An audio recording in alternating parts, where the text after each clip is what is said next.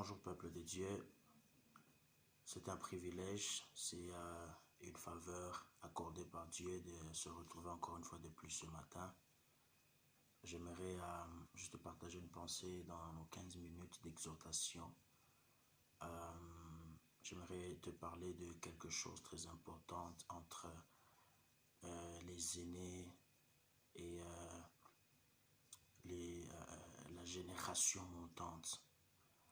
J'aimerais partir de l'histoire de Samson lorsque il a eu ses yeux crevés et lorsque il a été emprisonné. La Bible dit que on l'a exposé devant la foule afin que les gens se moquent de lui et qu'il soit un sujet de raillerie. Et quand vous lisez la Bible, vous allez voir que Samson était un sujet de moquerie pour plusieurs Philistins, jusqu'à ce que Samson va poser la question à un garçon qui est venu juste à côté de lui.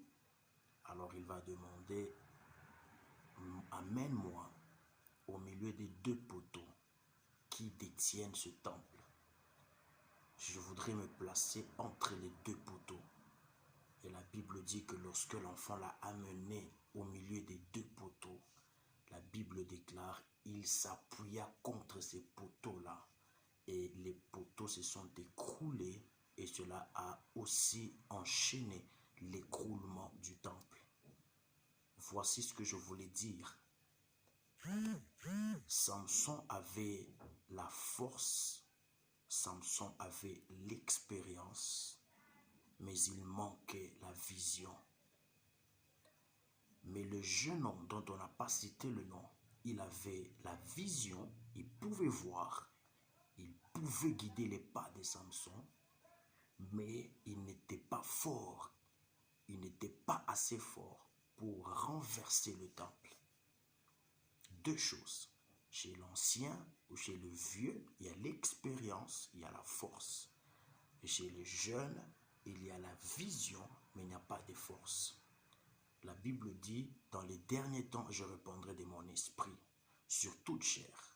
Vos fils et vos filles prophétiseront. Vos jeunes gens auront des visions et vos vieillards auront des songes. La vision, dans ces derniers temps, n'a pas été attribuée, selon Joël, aux vieux.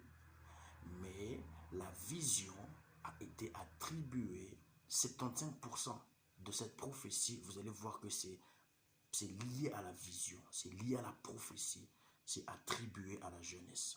Ce que je veux dire, c'est quoi pour que l'on me comprenne pas mal? C'est que nous qui grandissons dans la foi et ceux qui nous ont déjà précédés, il faudrait qu'il y ait une certaine entente, une certaine collaboration. Nous nous humilions, les grands nous enseignent leur expérience pour que nous puissions réussir là où eux, ils n'ont pas réussi. Nous nous humilions. Les grands nous enseignent leur force, comment ils sont devenus forts, pour que nous puissions devenir forts là où ils étaient faibles. Et les grands également doivent encadrer les visions des jeunes, parce que la jeunesse actuelle reçoit beaucoup de visions, mais sans orientation, ça tombe à la rébellion. Alors, les grands doivent comprendre c'est quoi la vision que mon fils m'apporte.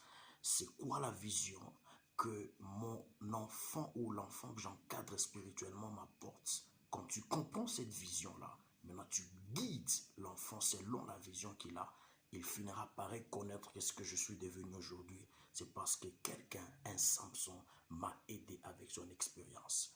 Mais s'il y a un combat des générations, nous ne pourrons jamais réussir à bâtir le temple. La conséquence, c'est que nous allons faire écrouler tout. Pourquoi? Parce qu'il n'y a pas d'entente, il n'y a pas de collaboration. J'aimerais partager cette pensée avec quelqu'un ce matin pour qu'il comprenne que nous sommes dans une phase du monde où Dieu veut que nous puissions passer à la collaboration entre les générations passées et la nouvelle génération. Nous qui sommes jeunes, écoutons les conseils des vieux, écoutons ce que l'on doit nous enseigner. Et les vieux, les gens qui nous ont déjà précédés dans le ministère, veuillez comprendre la vision que nous vous présentons et guidez-nous afin que nous puissions arriver à bon port.